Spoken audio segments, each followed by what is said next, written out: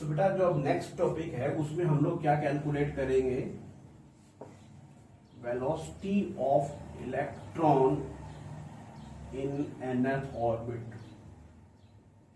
जो electron revolve कर रहा है जिस ऑर्बिट के अंदर, उसकी वेलोसिटी क्या होगी, किस वेलोसिटी के साथ वो क्या कर रहा है, मूव कर रहा है। बेटा हमने ये पढ़ा था mvr that is equal to क्या होता है, nh/2 होता है।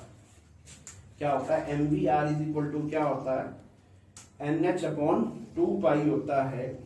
तो यहां से v की वैल्यू क्या आई, v की वैल्यू क्या आ रही है, nh/2πmr।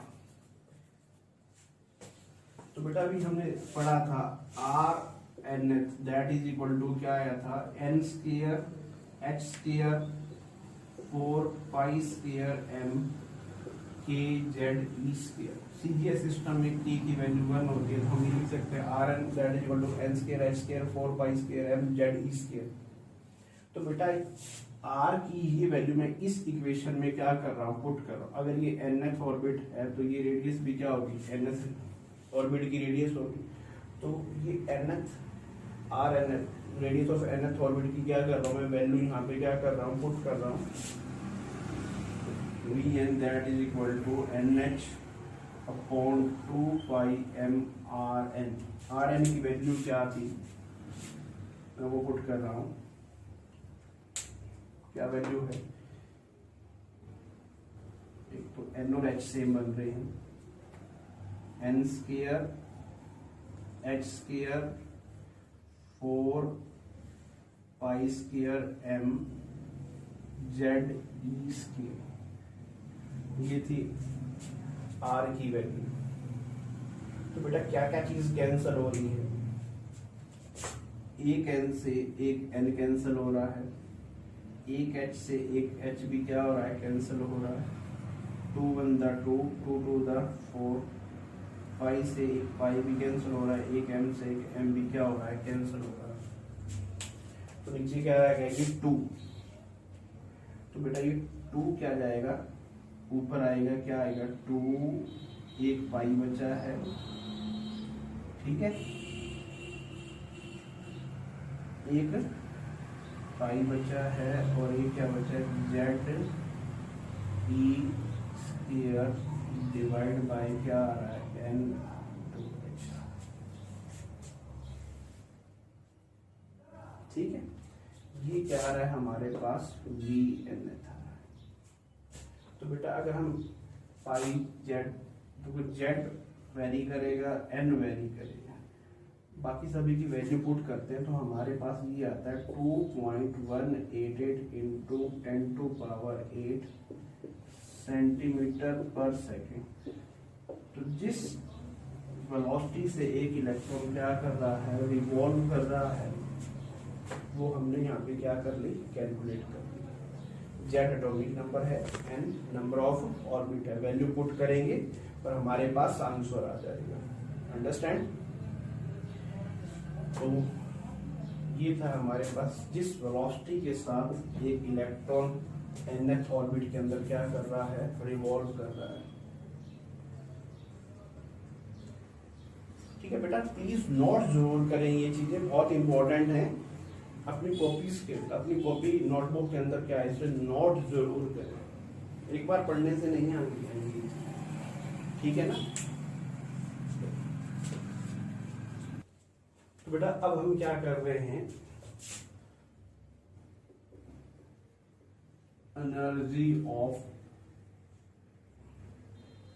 Electron in nth orbit, वो क्या कर रहे हैं, कैलकुलेट कर रहे हैं। क्या कैलकुलेट कर रहे हैं, energy of electron in nth orbit, इसे क्या कर रहे हैं, कैलकुलेट कर रहे हैं बेटा। तो मैंने मान लिया ये जो इलेक्ट्रॉन इस सर्कुलर ऑर्बिट में घूम रहा है, इसकी एनर्जी क्या है, E है। अगर nth ऑर्बिट है तो उसकी एनर्जी क्या है, En। ठीक है, और ये जो एनर्जी है ये किसकी वजह से, इलेक्ट्रॉन रिवॉल्व कर रहा है, तो ये एनर्जी लग रही है, रिवॉल्व कर रहा है, मूव कर रहा है, ये कौन सी एनर्जी है? काइनेटिक एनर्जी है। तो एक चार्ज दूसरी चार्ज बॉडी के अराउंड क्या कर रहा है? रिवॉल्व कर रहा है। तो बेटा एक एनर्जी और भी होती है जिसको हम लोग क्या बोलते हैं? पोटेंशियल एनर्जी भी बोलते हैं। क्या है? जो ये इलेक्ट्रॉन रिवॉल्व कर रहा है बेटा न्यूक्लियस के अराउंड, दो तरह की एनर्जी होती है इसके अंदर, एक काइनेटिक एनर्जी और एक क्या होती है? पोटेंशियल एनर्जी होती है। ठीक है, काइनेटिक एनर्जी का फॉर्मूला आपको पता है क्या होता है? हाफ mv² होता है। क्या होता है? हाफ mv² होता है। और जो ये हमारे पास पोटेंशियल एनर्जी होती है, ये होती है साइन के साथ होती है। तो ये इसका फॉर्मूला क्या होता है? ZE² डिवाइड बाय क्या होता है? R होता है। अगर मैं बात करूं, ये होता है K Q1 Q2 divide by R। Q1 और Q2 का क्या होता है? साइन होता है। तो बेटा ये न्यूक्लियस के ऊपर चार्ज क्या था? ZE था। दूसरा चार्ज माइनस का, ये प्लस का है।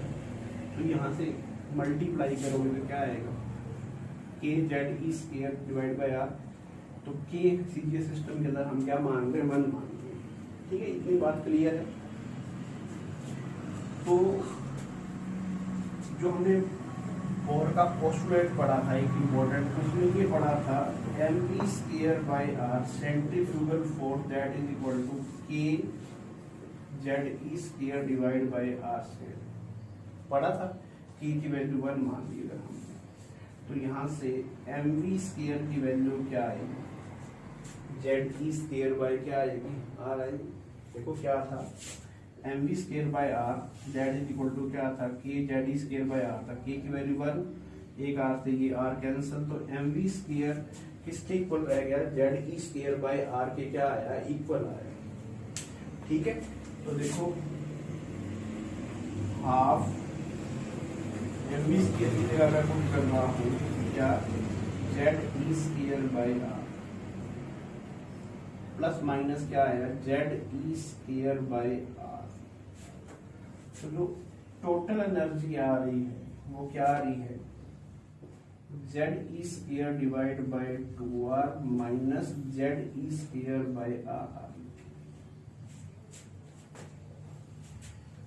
तो इसको अगर हम क्या करते हैं? सॉल्व करते हैं तो हमारे पास ये आ रहा है minus ZE² divide by 2R।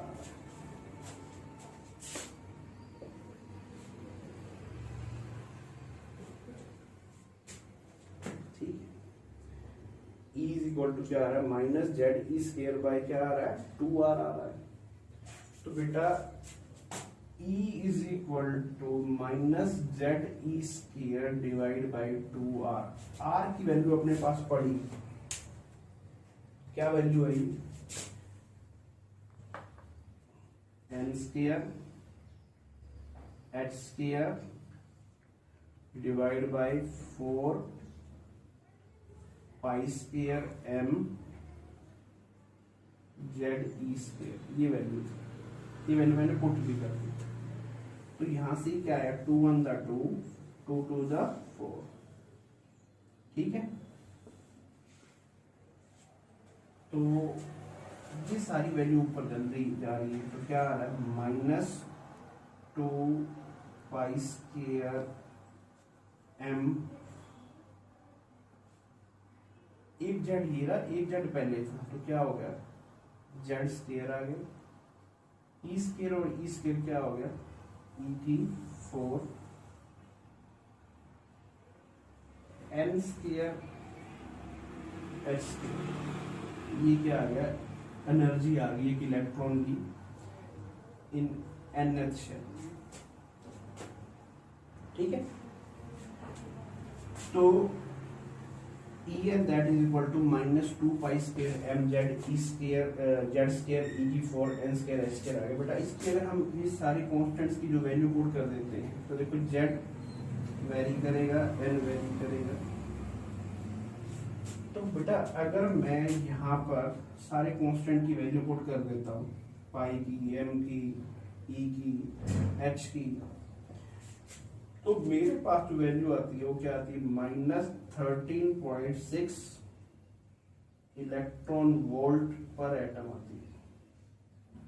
क्या आती है, -13.6 Z²/n² इलेक्ट्रॉन वोल्ट पर एटम आ जाती है।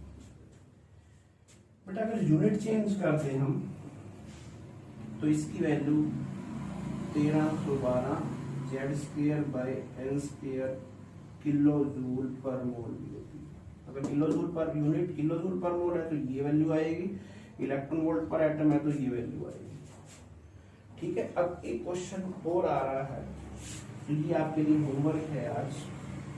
ये जो इलेक्ट्रॉन की एनर्जी है, ये कौन सी एनर्जी है, नेगेटिव साइन के साथ आइएगा, electronic energy is negative, why? बेटा इसका आंसर मेरे को फाइंड करके कल बताना। बेटा लास्ट वीडियो में आपने ये देखा energy of electron in nth orbit कितनी आई थी, -13.6 Z²/n² इलेक्ट्रॉन वोल्ट पर एटम। ये एनर्जी थी और मैंने ये क्वेश्चंस आपको होमवर्क के लिए दिया है, why electronic energy is negative, ये एनर्जी नेगेटिव में क्यों होती। तो नेक्स्ट वीडियो में सबसे पहले हम इसका आंसर आपसे डिस्कस करेंगे। तो इतनी एनर्जी है इलेक्ट्रॉन की इन nth ऑर्बिट। अगर मैं 4 हाइड्रोजन एटम की बात करूं, 4 hydrogen atom in energy of electron for hydrogen atom in first shell means जो n की वैल्यू है वो भी 1 है और z की वैल्यू है वो भी क्या है, 1। तो एनर्जी ऑफ फर्स्ट शेल क्या होगी, -13.6 1 का स्क्वायर डिवाइड बाय 1 का स्क्वायर इलेक्ट्रॉन वोल्ट पर एटम। अगर मैं बात करूं energy of electron in second shell तो ये क्या आएगा, -13.6 1 का स्क्वायर, क्योंकि हाइड्रोजन का एटॉमिक नंबर 1 होता है ना, और n का मतलब सेकेंड लेवल, तो 2 का स्क्वायर कितना हो जाएगा, 4। तो अगर मैं इसको सोल्व करता हूं तो हमारे पास जो एनर्जी आती है दैट इज, सोल्व कीजिए, -13.6 डिवाइड बाय 4 तो कितना आएगा, 4 3 12, कितना रह गया 1, 4 4 6, तो क्या आएगा -3.4 इलेक्ट्रॉन वोल्ट। अगर मैं थर्ड लेवल शेल की एनर्जी निकालते हैं तो वो क्या आएगा, -13.6 इंटू 1 का स्क्वायर डिवाइड बाय 3 का स्क्वायर, तो क्या हो जाएगा 9, तो -13.6 डिवाइड बाय 9, तो ये कितना आएगा -1 4।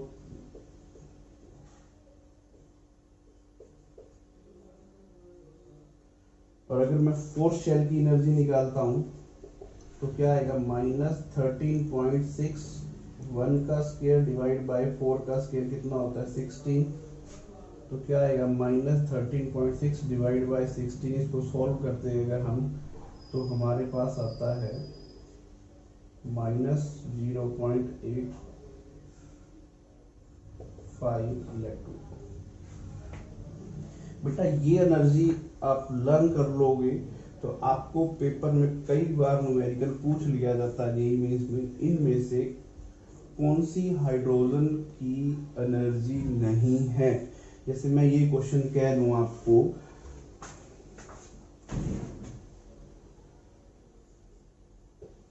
-2.6 इलेक्ट्रॉन वोल्ट हाइड्रोजन के कौन से शेल की एनर्जी है। देखो फर्स्ट शेल के लिए -13.6 होती है, सेकंड के लिए -3.4 होती है, थर्ड के लिए क्या होती है -1.51, फोर्थ के लिए क्या होती है -0.85। तो ये किसी भी शेल की एनर्जी नहीं है। अगर मैं ये कह देता हूँ -3.4 इलेक्ट्रॉन वोल्ट हाइड्रोजन के कौन से शेल की एनर्जी है, तो आपको पता है सेकंड शेल की क्या है एनर्जी है, तो वहां पे आप बहुत इजीली इसका आंसर दे सकते हो। तो हमने ये पढ़ा था बोर मॉडल के एक पोस्टुलेट्स के अंदर, जब इलेक्ट्रॉन एक सर्कुलर पाथ में क्या कर रहा है, रिवॉल्व कर रहा है, तो ना तो वो एनर्जी को लूज करेगा, ना वो क्या करेगा एनर्जी को गेन करेगा, बट अगर वो एनर्जी को एब्जॉर्ब कर लेता, अगर उसके ऊपर लाइट पड़ती है या किसी भी फॉर्म में वो एनर्जी को क्या करता है, एब्जॉर्ब करता है, तो वो एनर्जी एब्जॉर्ब करके कहाँ चला जाएगा, हायर एनर्जी स्टेट पे चला जाएगा। मींस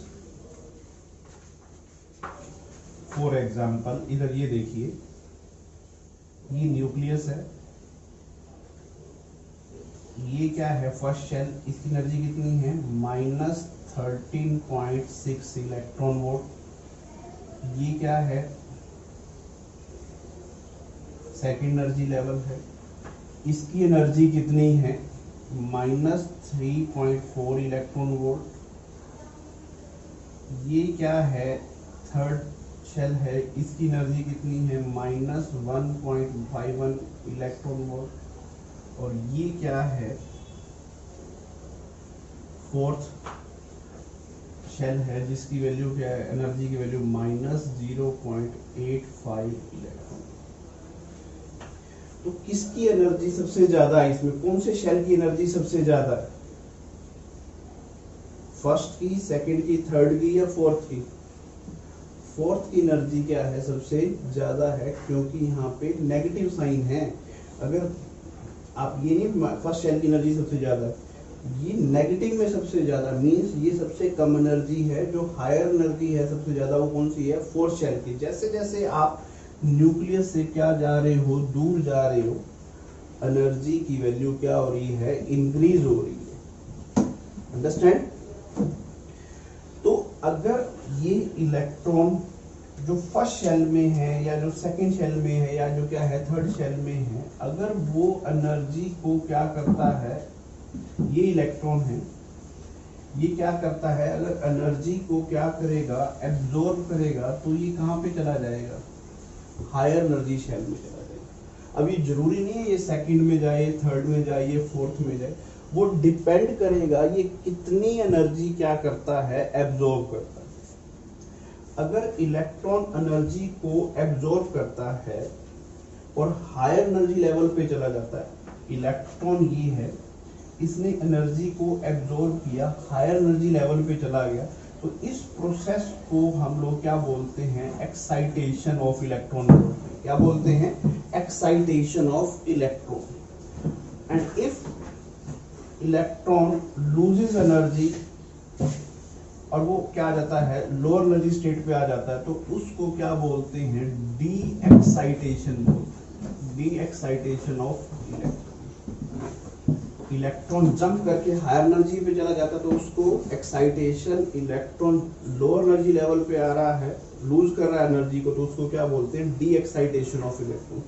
तो ये नहीं है अभी इलेक्ट्रॉन एनर्जी को अब्जॉर्ब कर रहा है तो वो हायर एनर्जी लेवल पे ले जाएगा। इसका मीनिंग क्या है, अगर इलेक्ट्रॉन एक पर्टिकुलर अमाउंट ऑफ एनर्जी, एक फिक्स्ड वैल्यू ऑफ एनर्जी को एब्जॉर्ब कर रहा है, तो ही वो क्या जाएगा, हायर एनर्जी लेवल पे जाएगा। मैं एग्जांपल से क्लियर कर रहा हूं आपको। फॉर एग्जांपल -13.6 इलेक्ट्रॉन वोल्ट, ये किसकी एनर्जी है, फर्स्ट शेल की एनर्जी है। ठीक है, अगर मैं कह दूं इसने, इस इलेक्ट्रॉन ने 9 इलेक्ट्रॉन वोल्ट एनर्जी एब्जॉर्ब कर ली, कितनी एनर्जी एब्जॉर्ब कर ली, एब्जॉर्ब कर ली 9 इलेक्ट्रॉन वोल्ट।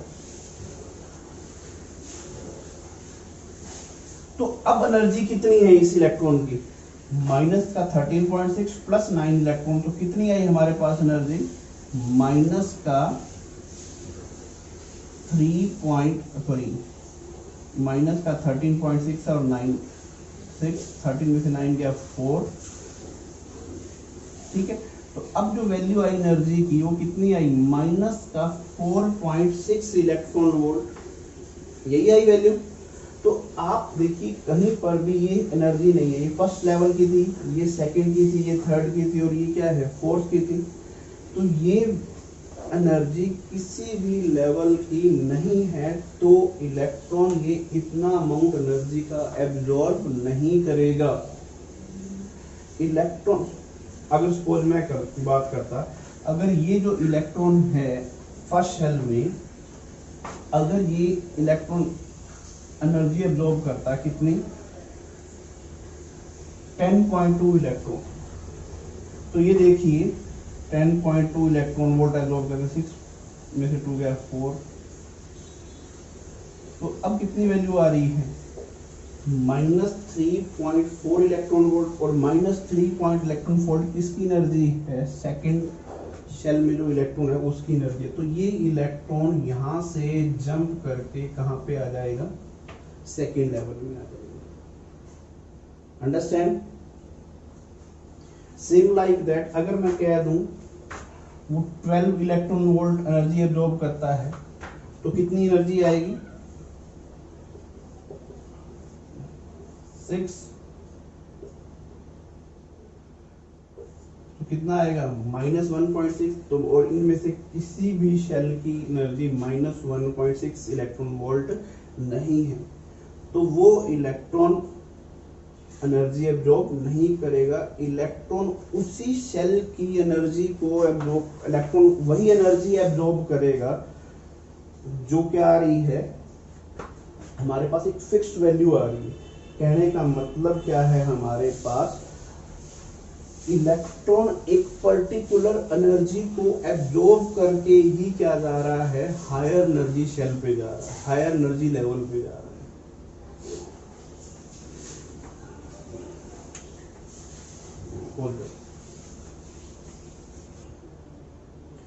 तो इलेक्ट्रॉन कितनी एनर्जी एब्जॉर्ब करके हायर एनर्जी लेवल पे जाएगा, वो क्या है, इलेक्ट्रॉन कैन लूज और gain those energy which are equal to difference in two energy level। For example मैंने अभी बात की थी, हमारे पास फर्स्ट शेल की एनर्जी क्या थी -13.6 थी, सेकेंड शेल की एनर्जी क्या थी -3.4 इलेक्ट्रॉन वोल्ट थी।